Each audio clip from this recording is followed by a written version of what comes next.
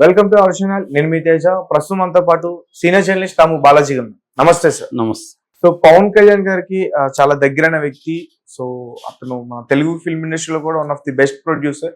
So TG Vishwaprasad people media ఫ్యాక్టరీకి సంబంధించిన వ్యక్తి. సో రీసెంట్ గా అతనికి ఈ ఆంధ్రప్రదేశ్ ప్రభుత్వం 1200 కోట్లు విలువ చేసే ఒక భూమిని ఇచ్చిందంటూ కూడా, అక్రమంగా ఇచ్చిందంటూ కూడా ఒక వార్త అయితే బయట బాగా సెన్సేషనల్ అవుతుంది. సో అంటే ఏంటి, ఇవ్వడానికి ఏమైనా రీజన్స్ ఉన్నాయా, లేకపోతే ఫ్రెండ్షిప్ కొద్దీ దాన్ని ఇచ్చారనుకోవచ్చు? పవన్ పార్ట్నర్ కి 1200 ఎకరాలు దారాదత్తం చేసిన ఆంధ్రప్రదేశ్ ప్రభుత్వం అనే పేరుతో సాక్షి పెద్ద కథనం రాసింది. వైసీపీ వాళ్ళు కూడా దీని మీద పెద్ద ఎత్తున మాట్లాడుతున్నారు. సో పవన్ పార్ట్నర్ అంటే అర్థమైందంటే ఇతను పేరు టీజీ విశ్వప్రసాద్, ఎన్ఆర్ఐ. అతను పీపుల్ మీడియా ఫ్యాక్టరీ అనే ఒక సంస్థ, ఒక ప్రొడక్షన్ హౌస్ ఉంది. అతను దాని తరఫున సినిమాలు తీస్తుంటాడు. అయితే పవన్ కళ్యాణ్కి కూడా ఒక బ్యానర్ ఉంది, Pawan creative works. Pawan creative works, people media factory ఇద్దరు కలిసి ఒక ఎల్ఎల్పి అంటే లిమిటెడ్ లయబిలిటీ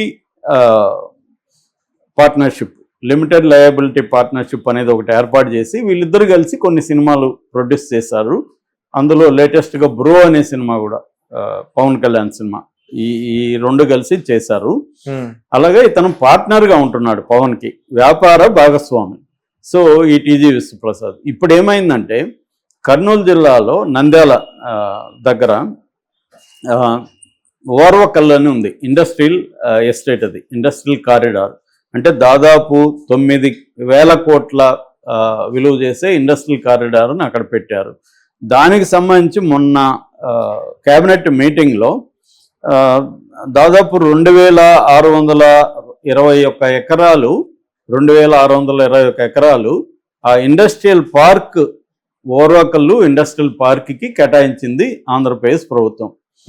సో ఆ ఇండస్ట్రియల్ పార్క్ పక్కనే ఆనుకొని ఉన్న దానిలో మొబిలిటీ పార్క్ అని ఒక ఈ మొబిలిటీ పార్క్ కోసం విశ్వప్రసాద్ కంపెనీకి 1,200 ఎకరాలు కేటాయించింది. విశ్వప్రసాద్ ఏంటంటే పీపుల్ టెక్ ఎంటర్ప్రైజెస్ అనేది ఇంకొక సంస్థ ఉంది. విశ్వప్రసాద్కి చాలా కంపెనీలు ఉన్నాయి, నాట్ ఓన్లీ ప్రొడక్షన్ హౌస్. విశ్వప్రసాద్కి ఏవో ఉన్నాయి, పీపుల్స్ మీడియా ఫ్యాక్టరీ అది ఎట్లాగో సినిమాలు ప్రొడ్యూస్ చేస్తుంది. అది కాకుండా పీపుల్ టెక్నాలజీ సాఫ్ట్వేర్ ఇండస్ట్రీకి సంబంధించి ఉంది.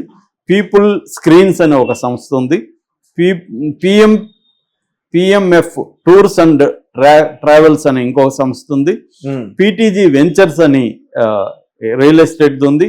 అట్లాగే విజోన్ హాస్పిటల్స్ అనే హాస్పిటల్ సంస్థ. ఇన్ని రకాల సంస్థలు విశ్వప్రసాద్కి ఉన్నాయన్నమాట. సో ఈ విశ్వప్రసాద్ పీపుల్ టెక్ ఎంటర్ప్రైజెస్ అనే ఒక సంస్థ ద్వారా ఇక్కడ ఈ మొబిలిటీ వెహికల్ మ్యానుఫ్యాక్చరింగ్ కోసం అప్లై చేసుకుంటే ఆంధ్రప్రదేశ్ ప్రభుత్వం మొబిలిటీ పార్క్ అనే పేరుతో అతనికి 1,200 ఎకరాలు ఇచ్చింది. ఇక్కడ ఆయన ఏం చేస్తాడంటే ఎలక్ట్రికల్ స్కూటర్స్ తయారు చేసే కార్యక్రమం చేయబోతున్నాడు. ఇప్పుడు దీనికి సంబంధించి 1,200 ఎకరాలు అతనికి అతి తక్కువకి ఒక ఎకరా 15 లక్షల నుంచి 16 లక్షల రేట్లు చొప్పున ఇచ్చింది గవర్నమెంట్. మామూలుగా అక్కడ ఆల్రెడీ ఎకరా ₹1,00,00,000 వరకు వెళ్తుంది. మొన్ననే ఏపీఐఐసి అంటే ఏపీ ఇండస్ట్రియల్ ఇన్ఫ్రాస్ట్రక్చర్ కార్పొరేషన్ సంస్థ అక్కడ వేరే వాళ్ళకి ల్యాండ్ ఒక ఎకరాన్ని 70-80 లక్షలకు అమ్మింది రీసెంట్గా. ప్రైవేట్ది అయితే కోటి పైన చేస్తుంది ఎకరా. అంటే ఇప్పుడు అది 1,200 కోట్ల విలువ చేసే దాన్ని తక్కువకి ఇచ్చేశారు అనేది ప్రధాన ఆరోపణ. ఎకరానికి 1,00,000కే ఇచ్చేశారు. ఎకరానికి 1,00,000 కాదు, వీళ్ళు చెప్పేది ఏంటంటే 15 లక్షలు అలాగే ఇచ్చేశారు, ₹1,00,00,000. అంటే దాదాపు 85 లక్షలు ఒక ఎకరంలో అతనికి మిగులుతుంది. అది కొద్దిగా డెవలప్ అయినాక 5-6 కోట్లకు కూడా పలుకుతుంది ఎకరా. అంటే వీళ్ళు చెప్పేది ఏంటంటే దాదాపు 5,000 కోట్ల వర్త్ ఉండే ల్యాండ్ని అతనికి తక్కువ కట్టబెట్టారు అనేది ప్రధానంగా వీళ్ళు చెప్తున్నారు. ఓకే, దీన్ని శాంక్షన్ చేసింది ఎవరు అంటే ఏపీఈడిబి అంటే ఆంధ్రప్రదేశ్ ఎకనామిక్ డెవలప్మెంట్ బోర్డు దీన్ని చూస్తుంది అన్నమాట. ఈ బోర్డు ఇతనికి అప్పగించింది, కేబినెట్ ఓకే చేసింది. ఇతనికి అసలు ఏ రకంగా కూడా వీళ్ళ కంపెనీకి ఈ వెహికల్స్ తయారీలో ఎక్స్పీరియన్స్ కానీ ఏమీ లేదు. ఇప్పటి వరకు. మరి ఏది చూసి అతనికి కట్టబెట్టారు? ఎవడన్నా ఇప్పుడు నేను వచ్చి స్కూటర్ల కంపెనీ పెడతానంటే నీకున్న అనుభవం ఏంటనేది అడుగుతారు ఎవరైనా. నీకన్నా ఉండాలా, నువ్వు టైఅప్ అయ్యే పార్ట్నర్ కన్నా ఉండాలి. సో ఇతను ఇప్పటి వరకు ఎవరితో టైఅప్ కాలేదు, కానీ ట్రై చేస్తున్నాడు. కొరియన్తో, తర్వాత తైవాను, చైనా కంపెనీలతో టైఅప్ అవ్వడానికి ట్రై చేస్తున్నాడు, కానీ టైఅప్ అవ్వలేదు. ఇతనికి ఏ రకమైన ఈ కంపెనీకి ఇతనికి సంబంధించిన పీపుల్ టెక్ ఎంటర్ప్రైజెస్ ఏదైతే ఉందో ఆ కంపెనీకి స్కూటర్ల తయారీకి ఎటువంటి సంబంధం లేదు, అనుభవం లేదు. ఇతనికి ఎలా కట్టబెట్టారు అంటే కేవలం పవన్ కళ్యాణ్ పార్ట్నర్ కాబట్టి, పవన్ కళ్యాణ్ బినామీగా అతను వ్యవహరిస్తున్నాడు కాబట్టి అతను కట్టబెట్టారు. అతను గతంలో కూడా కర్నూలు జిల్లా ఆదోనిలో ఎమ్మెల్యేగా జనసేన నుంచి పోటీ చేయాలని ట్రై చేశాడు, కానీ దాన్ని పొత్తుల్లో భాగంగా బీజేపీ కేటాయించడంతో ఇతను కంటెస్ట్ చేయలేదు. అట్లాగే జనసేనకు కూడా ఇతను పార్టీ ఫండ్ కూడా ఇస్తుంటాడు. కాబట్టి తన బిజినెస్ పార్ట్నర్ అయిన విశ్వప్రసాద్కి పవన్ కళ్యాణ్ దగ్గరుండి ఈ 1200 ఎకరాలు ఇప్పించాడు అనేది వైసీపీ చేస్తున్న ఆరోపణ. ఇందులో నిజం ఉందా లేదా మనకు తెలియదు.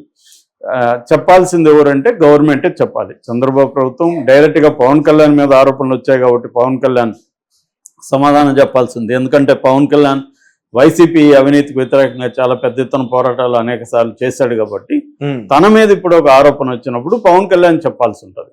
సో అదైతే ఇప్పటి వరకు పవన్ కళ్యాణ్ చెప్పలేదు. ఈ రోజు రేపు ఏమన్నా పవన్ కళ్యాణ్ కానీ లేకపోతే ఈ విశ్వప్రసాద్ కానీ వీళ్ళు ఏమన్నా మాట్లాడతారా, లేదా గవర్నమెంట్ తరఫున ఎవరైనా మాట్లాడతారా, ఇది ఇవ్వడం కరెక్టే అని చెప్తారా అనేది చూడాలి. అంటే మామూలుగా ఏం జరుగుతుందంటే ఇండియన్ కాంటెక్స్లో ప్రభుత్వాలు తమకి అనుకూలమైన వ్యాపారస్తులకి తక్కువ రేట్లు కట్టబెట్టడం అనేది జరుగుతుంది.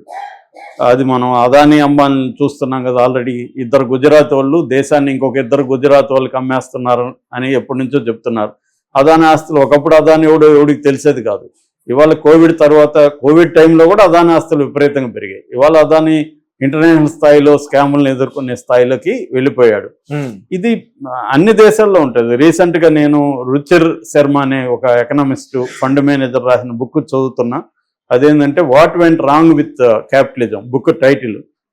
అందులో అమెరికాలో మొత్తం కంపెనీల్లో 20% కంపెనీలు జాంబీ కంపెనీలు అని చెప్పాడు ఆయన. జాంబీ కంపెనీలు అంటే అవి నష్టాల్లోనే ఉంటాయి. ఫర్ ఎగ్జాంపుల్ వరుసగా 3 ఏళ్ల పాటు వడ్డీకి కూడా కట్టలేని పరిస్థితిలో ఉంటాయి.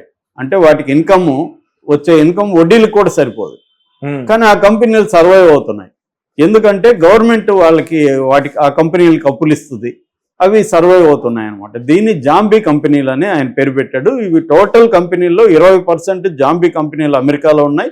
అమెరికా ప్రభుత్వం కూడా కొన్ని కంపెనీలకు మాత్రమే ఫేవరెటిజం చేస్తుంది. వాళ్ళ క్రైసిస్లో ఉంటే బెయిల్అవుట్ ప్యాకేజెస్ కూడా ఇస్తుంది. అందుకనే అమెరికాలో ప్రొడక్షన్ కానీ మ్యానుఫ్యాక్చర్ సెక్టర్ కానీ డెవలప్ కాకపోవడానికి ఇది ఒక ప్రధాన కారణమని రుచిర్ శర్మ ఆర్గ్యూ చేస్తున్నాడు.